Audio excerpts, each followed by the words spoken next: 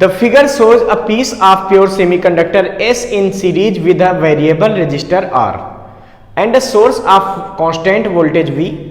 Should the value of R be increased or decreased to keep the reading of the ammeter constant when the semiconductor S is heated? Justify your answer. Okay.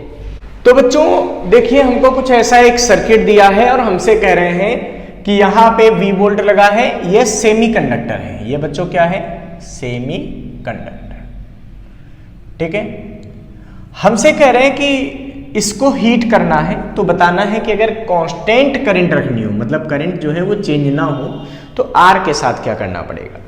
R को हम change कर सकते हैं variable resistance से। ध्यान रखना, जहां पे एरो बना हो इलेक्ट्रिकल कंपोनेंट में, समझ जाओ वो वेरिएबल है, उसकी वैल्यू को आप बदल सकते हैं, मतलब उसको बढ़ा भी सकते हैं, उसको घटा भी सकते हैं। ठीक है। अच्छा बेटा, सेमीकंडक्टर है, इसका अगर हम रेजिस्टेंस RS कहते हैं, सेमीकंडक्टर रेजिस्टेंस क्या कहते हैं? RS। तो यहां पर देखो करंट का फार्मूला क्या बनता है? करंट इक्वल टू होता है वोल्टेज अपॉन रेजिस्टेंस। तो रेजिस्टेंस यहाँ पे R है और ये RS है, और ये दोनों कैसे हैं बच्चों? सीरीज में है। सीरीज में नेट रेजिस्टेंस कैसे होता है? R इक्विवेलेंट कैसे आएगा बेटा? ये आ जाएगा R प्लस RS। तो I is equal to V upon R equivalent. जब इसको हम सॉल्व करेंगे तो क्या आएगा? V upon R plus RS। ये तो करंट आ गई इस सर्किट में। हमसे कह रहे हैं when we heat the semiconductor. तो बच्चों ध्यान रखना कि व्हेन सेमीकंडक्टर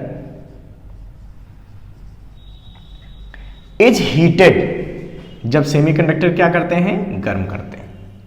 तो बच्चों गर्म करने से उसका जो रेजिस्टेंस है सेमीकंडक्टर का वो डिक्रीज हो जाता है। Then resistance of semiconductor decreased. क्या हो जाता है बच्चों? डिक्रीज हो जाता है। ठीक है। क्यों? क्योंकि सेमीकंडक्टर का ऐसे बनता है ना रेजिस्टिविटी ग्राफ, रो और टी का, कुछ इस तरह से। कैसे जैसे टेम्परेचर बढ़ाओगे उसकी रेजिस्टिविटी डिक्रीज होगी, मतलब उसका रेजिस्टेंस डिक्रीज हो जाएगा।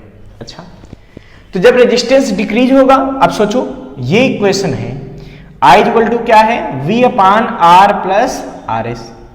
अगर ये वैल्यू डिक्रीज होने लगेगी, इसका मतलब करंट की वैल्यू क्या होगी? भाई नीचे की वैल्यू घटेगी तो करंट बढ़ने लगेगी, लेकिन हमको तो बढ़ने नहीं देना, हमको इसको क्या करना है? कांस्टेंट करना है। तो अगर हम चाहते हैं कि ये इंक्रीज ना हो, तो इसका मतलब अगर ये वैल्यू डिक्रीज हो रही है तो हमको क्या करना पड़ेगा? इस वैल्यू को इंक्रीज करना है। भाई जितनी ये घट जाए उतनी ये बढ़ जाए, तो टोटल इसका चेंज क्या हो जाएगा? जीरो हो जाएगा।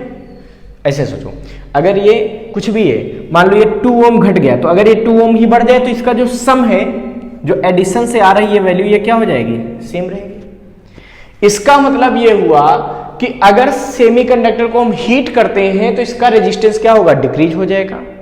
और जब सेमीकंडक्टर रेजिस्टेंस डिक्रीज होगा तो हमको R को क्या करना पड़ेगा? इंक्रीज करना पड़ेगा, करंट को सेम बनाए रखने के लिए, करंट की वैल्यू को अनचेंज्ड करने के लिए।